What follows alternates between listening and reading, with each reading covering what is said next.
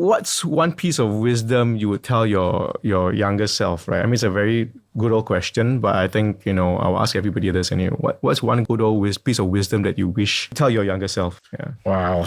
Deep, For sure. Okay, maybe towards the line of like reinvention or what we've been talking about, right? What would you give that one piece of wisdom?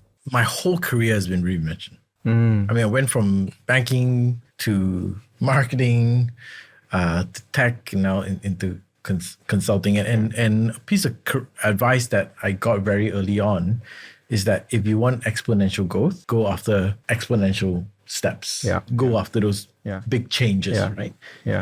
And I think if I were to look back, I think a lot of times I've done that. Yeah. I think along the way, there's probably a couple of things I would have advised myself. One is be focused. Yeah. Right. And learn how to focus, learn what to say no to. It becomes really, really important.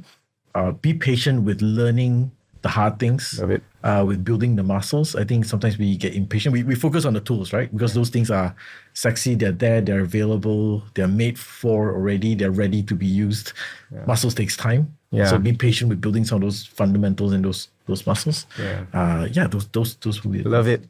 Yeah. What will be yours, man, Vincent? Don't try to avoid the pain. Life is going to be generally, like in work, in personal life, there's going to be stuff that you want to avoid. And it's actually doing the hard things that actually make life so much more interesting, gives it a lot more texture. Right? So I think as growing up, I was in my mind trying to avoid a lot of the like unpleasant things. Yeah. It's actually the avoidance that gives you so much pain. Yeah. And more important is just how to deal with it. I've got 2 kids, and a lot of what I've been trying to sort of cultivate in them is like the most important skill in life is that you will figure it out as you go along. Yeah.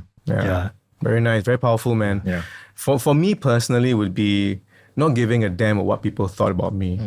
And that's a bit deeper for me just because I grew up in like always thinking what people would someone be thinking about me. And just being very transparent. That was me feeling like insecure, like, oh shit, I don't know like what would people really think about me.